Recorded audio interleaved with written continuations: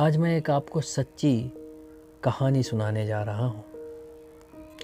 यह कहानी एक डॉक्टर की आप बीती है, जिसके बाद उसका जीवन बदल गया। वह एक हृदय रोग विशेषज्ञ हैं और जयपुर में रहते हैं। उनके द्वारा यह बताया गया कि एक दिन एक दंपत्ति अपनी 6 साल की बच्ची के साथ मेरे यहाँ आए। निरीक्षण के बाद यह पता चला कि लड़की के हृदय में रक्त संचार बहुत कम हो रहा है। मैंने अपने साथी डॉक्टर से विचार करने के बाद कहा कि 30% संभावना इसके बचने की है। दिल खोलकर ओपन हार्ट सर्जरी करनी पड़ेगी। तो बच्ची के पास सिर्फ 3 महीने का समय बचा है। आप तब तक तैयार हो लें। माता पिता अत्यंत भावुक होकर बोले, साहब, इकलौती बेटी है, हमारी बिटिया का आप ऑपरेशन करिए, इसके सिवा कोई चारा नहीं है। मैंने अन्य कोई विकल्प के लिए मना कर दिया। दंपति ने कहा, आप ऑपरेशन की तैयारी कीजिए। सर्जरी के 5 दिन पहले बच्ची भर्ती हो गई।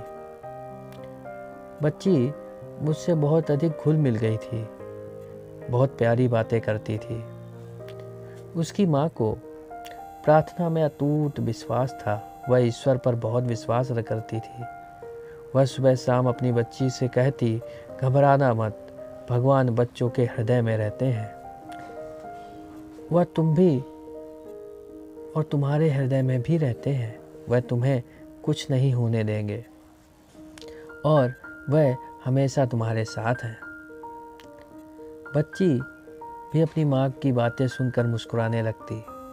मैं जब भी उस बच्ची को देखता, मेरी आंखें थोड़ी नम हो जाती और मैं यही सोचता कि मैं अपनी पूरी कोशिश करूँगा कि यह सही हो जाए। सर्जरी के दिन मैंने उस बच्ची से कहा, बेटी, चिंता न करना, ऑपरेशन के बाद आप बिल्कुल ठीक हो जाओगे। बच्ची ने कहा, डॉक्टर अंकल, मैं बिल्कुल नहीं डर रही, क्योंकि मेरे हृदय में भगवान है।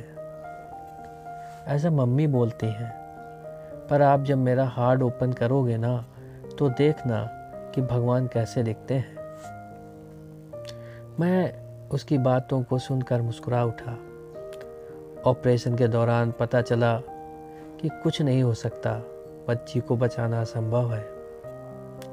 दिल में खून का एक भी कतरा नहीं आ रहा था। मैं अत्यंत निराश और हताश हो गया था। मैंने अपने साथी डॉक्टर से कहा कि पुनः सिल दो। तभी मुझे बच्ची की वह आखिरी बात याद आई। मैं अपने खून भरे हाथों को देखने लगा और उनको जोड़कर ईश्वर से प्रार्थना करने लगा, हे ईश्वर, मेरा सारा अनुभव तो इस बच्ची को बचाने में असमर्थ है।